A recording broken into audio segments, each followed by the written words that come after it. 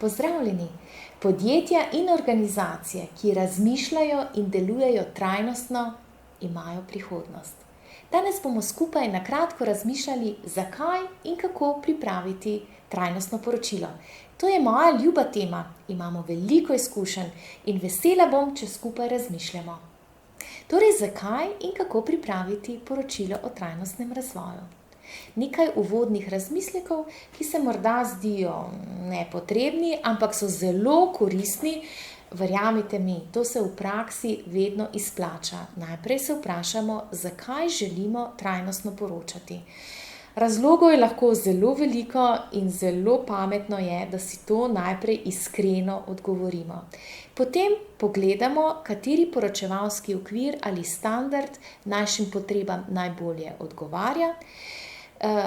Mi bomo si malo podrobneje pogledali GRI standardi, ki so po naših izkušnjah in tudi globalno so najbolj pogosto uporabljeni. In na koncu še beseda dve o implementaciji v praksi. Ste za? Gremo dalje. Torej, kako razmišljamo? Ponavadi podjetja tehtajo med dvema pomembnima razlogoma, torej ali smo odgovorni predvsem notranji javnosti ali zunanjim javnostim.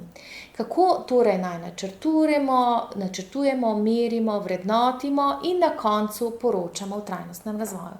Torej, zelo pomembno je vedeti, da poročanje samo ni začetek našega procesa, ampak da najprej moramo imeti določene fundamente, da na koncu pridemo do samega poročila.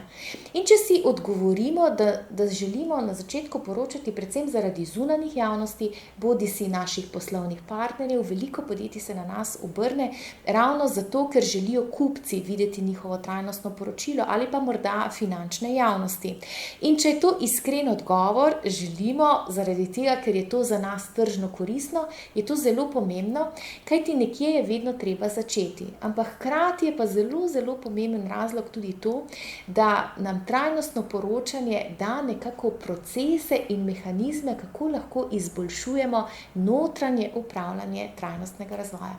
Če pa ste podjetje, ki zmorete že na začetku ali v prvih nekaj letih združiti oboje, ste zmagovalci.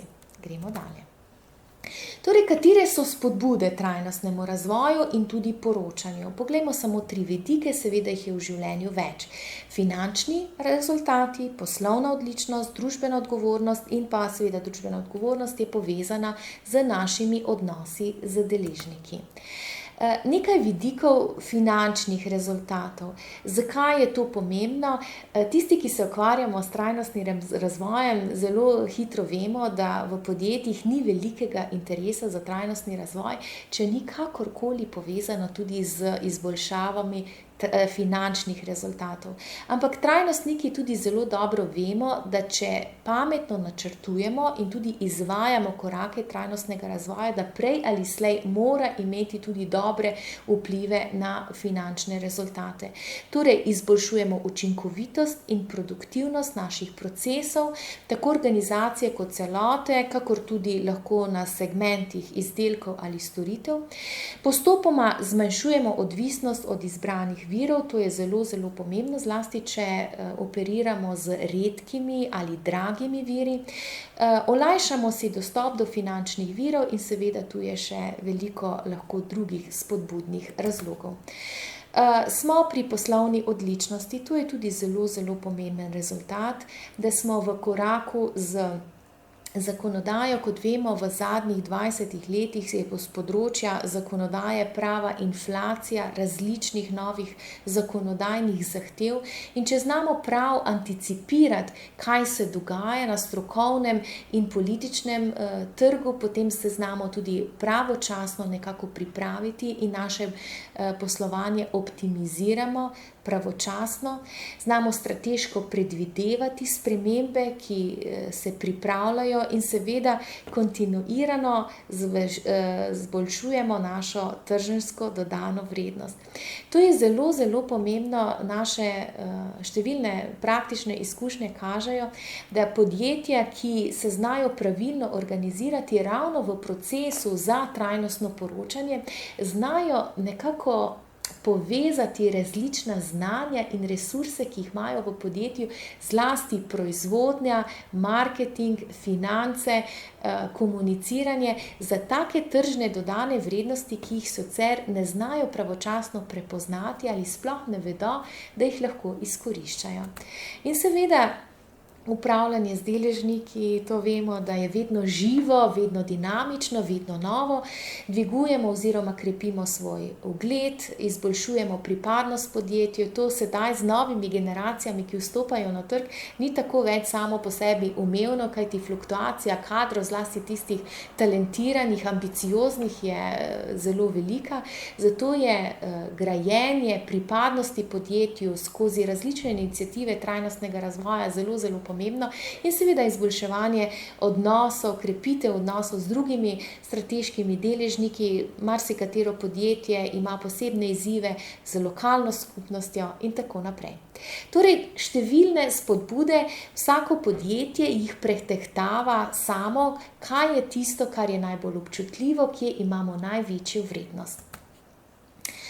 Ena izmed pomembnih iniciativ ali spodbud, zakaj trajnostno poročati, so tudi te nove iniciative s področja podnebnih sprememb. Sami vemo, da se politike na tem področju hitro spreminjajo, da Evropska unija je tista med najbolj ambicioznejšimi in Slovenija kot članica Evropske unije je seveda podpisnica vseh teh zavez in tudi konkretnih ciljev, ki jih mora doseči. Seveda država sama teh ciljev ne more doseči, če jih ne prelije na podjetja, torej jih dosegamo vi in mi.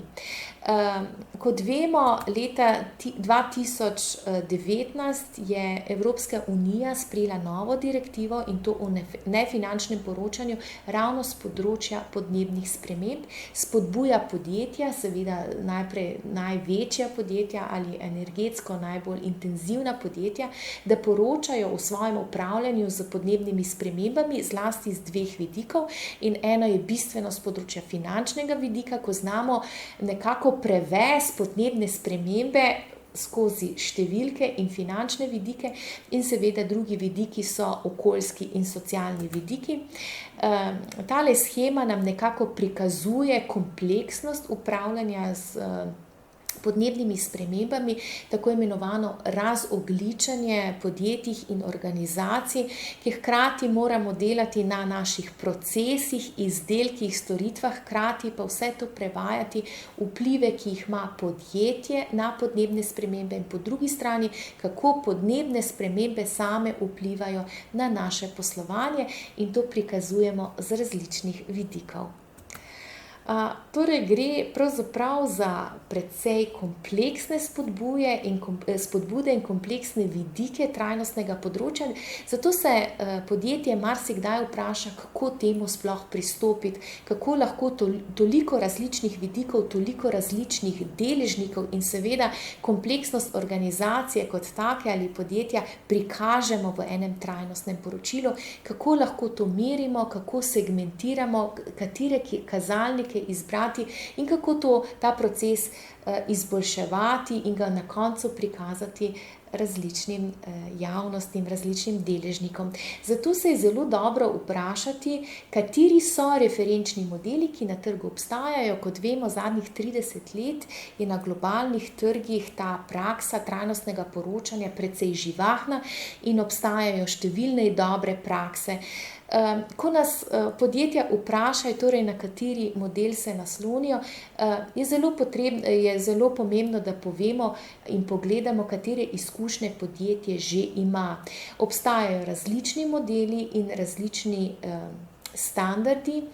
Mi se ponavadi zmeraj nekako naslanjamo na GRI poročevalski standard. Zakaj? Ker ima status standarda, ker je globalni standard in ker hkrati ima daleč največ podjetij, ki se odloča poročati po tem standardu.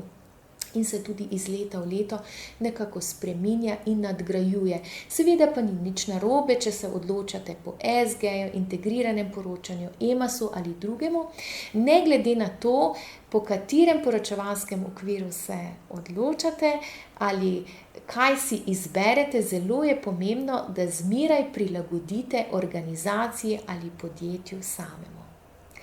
To je bilo v prvem delu vse za današnji video, kajti v nadaljevanju, v drugem videu bomo pa pogledali, torej, kako, če se odločite po GRI standardu, kateri koraki so najbolj ključni, potrebni, pomembni in kako lahko potem to prevedemo v dodano vrednost za vaše konkretno podjetje. Vabim vas, da si ogledate vse naše druge storitve, ki jih nudimo na naši spletni strani Zelena Slovenija ali nam pišete. Zelo veseli bomo konkretnega sodelovanja, kajti na tem področju imamo bogate izkušnje. Obrnite se na nas, verjamemo, da bomo skupaj storili dobre korake. Nasvidenje!